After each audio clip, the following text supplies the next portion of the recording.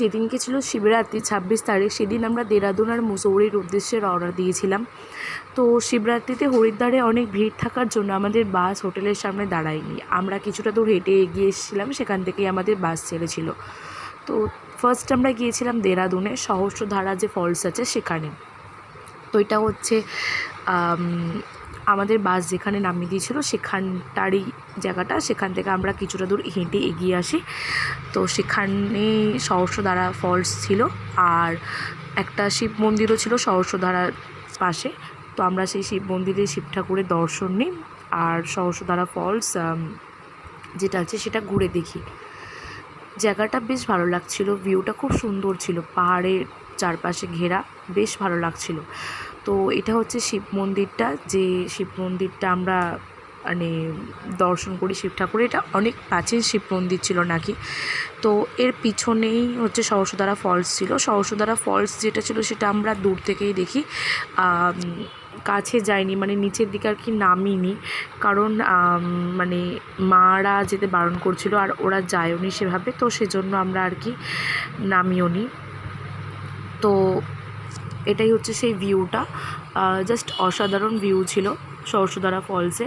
ও নিচের যেখানটা ওখানে ধাপ থেকে যে ঝর্ণাটা নামছে, ওই ভিউটা আরও বেশি ভালো লাগছিল। তো এখানে দেরাদুনে একটা সাই বাবার মন্দির ছিল, যে মন্দিরে আমাদের যাবার কথা ছিল। তো রোপওয়ে রিপেয়ারিংয়ের জন্য আমাদের সাই বাবার মন্দিরে যাওয়া হয়নি, কারণ রোপওয়ে রিপেয়ারিং হচ্ছিল বলে ওটা বন্ধ ছিল, সেজন্যই। তো তাই আমরা সহস্রধারা ঘুরে মুসৌরির উদ্দেশ্যে রওনা দিই। তো বাসে করে আমরা মুসৌরি যাচ্ছিলাম, যখন পাহাড়ের গা দিয়ে উঠছিলাম, যা সুন্দর লাগছিল বলার মতন নয়। পাহাড়ে যত উপর দিকে উঠছি, নিচের দিকের ভিউটা জাস্ট অসাধারণ লাগছিলো। নিচে ঘর বাড়িগুলো, তারপর পাহাড়ের গায়ে গায়ে ধাপ কেটে কেটে চাষ করা, খুব সুন্দর দেখতে লাগছিল। আর যত উঁচুতে উঠছি, নিচের যে জিনিসগুলো এত ছোট ছোট লাগছে, তারপর পাহাড়ের গা বেয়ে বেয়ে রাস্তাগুলো, কি সুন্দর, মানে অপরূপ দৃশ্য ছিল। তো মুসৌরিতে তো সবসময় ঠান্ডা থাকে, এটা সবাই জানে। তো আমরাও মুসৌরিতে গিয়ে ঠান্ডা তো পেয়েছিলাম, তবে তার সাথে আমরা বৃষ্টিও পেয়েছিলাম হালকা। মানে আমরা যখন মুসৌরি থেকে ব্যাক করছিলাম তখন টিপ টিপ করে বৃষ্টি পড়ছিল। তো আমরা যখন পাহাড়ের ধার দিয়ে মুসৌরিতে উঠছিলাম, তো একদম যখন মুসৌরির কাছাকাছি এসে গেছিলাম, তখন তো অনেকটা উঁচুতে উঠে গেছিলাম।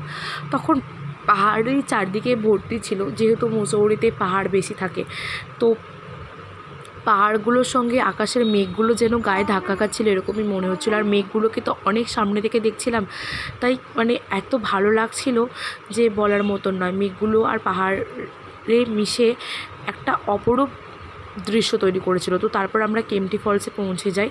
তো ওখান থেকে আমরা উঠি, এটা হচ্ছে কেম্পটি ফলসের ফার্স্টের যে এটা সেটাই। তো তারপর আমরা এখান থেকে স্টেপ বাই স্টেপ একটা একটা করে উঠি। কেম্পটি ফলস তো 6টা স্টেপ আছে, এটা হচ্ছে ফার্স্ট স্টেপটা। তো আমরা 4টে স্টেপ টোটাল গিয়েছিলাম, তার বেশি আর যাইনি। এটা সেকেন্ড যে স্টেপটা ছিল এটা সেইটা।